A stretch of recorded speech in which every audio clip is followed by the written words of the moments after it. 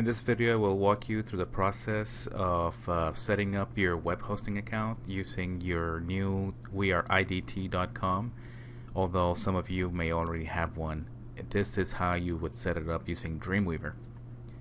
I'm going to click on the Site menu and click on New Site. Dreamweaver asks me for the name for my new site. I'm just going to call it Web Design 2. With no spaces. It doesn't matter what it's called. You can choose any name. I'm going to find a local site folder. I will click on the small folder next to the box, and in my desktop I'll create a new folder and call it Web Design 2.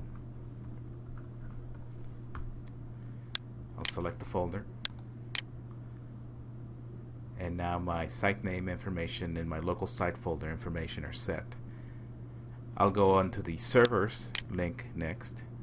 I will click on the plus to add a new server. I'll keep on with the naming convention and call this Web Design 2 as well. We are connecting using FTP, File Transfer Protocol, so don't change that. The FTP address should be the one listed on the student websites link in eCampus. Basically, it's your first initial plus your last name plus .weirdit.com. In my case, my name is Francisco Rodriguez, so F, then my initial, plus my last name, Rodriguez, .weirdit.com. The username will be your first initial and your last name as well.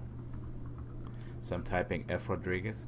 However, this is more than 8 characters, and our server can only accept 8 characters, so let me count from the beginning. I have 1, 2, 3, 4, 5, 6, 7, 8. It's only up to the U. I'll delete the EZ at the end. So my username consists of the first 8 letters of the initial of my first name plus my last name, in this case F Rodriguez. My password, and your password specifically, will be lowercase e plus your student ID number. I'll type in mine,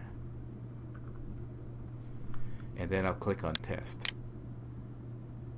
Dreamweaver now tells me that it's connected to my web server successfully. I'll click OK.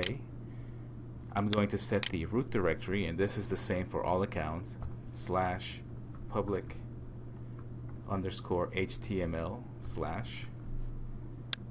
And for my web URL, Dreamweaver adds that public HTML at the end. However, we don't need it, so I'm just going to highlight from slash to slash and press delete. And I'll click on save and save again. And my server is now set up in Dreamweaver. If this is your first time using this website, it will be empty.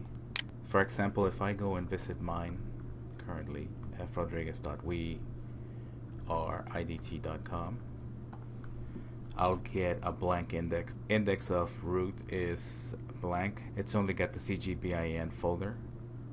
Of course, if you have already used this account for your Web Design 1 or another class here at El Centro College, you may still have information from your previous classes. If you still have Web Design 1 as your home page, you might want to save that in another folder and create a new index file that will help you navigate through both classes. If you want to test your server, you can right-click on the site folder, select New File, and create an index file. Index.html, I'll double-click. I get a blank screen. I'll type in my first and last name. I'll add some information, sort of IMED 2415, fall 2014. And I'll go to File and Save. I'll close that message. I'll put my name in the title. You'll be doing all this later in assignment 1. And I'll click on the file management arrows and select Put. I'll save the file. Tell it to include dependent files. I'll return it to my browser and I'll reload the page, and now I see the information I typed in, my name plus the course information. If you couldn't set up your web host successfully, please contact me and I'll guide you through the process either over the phone or via instant message or through email.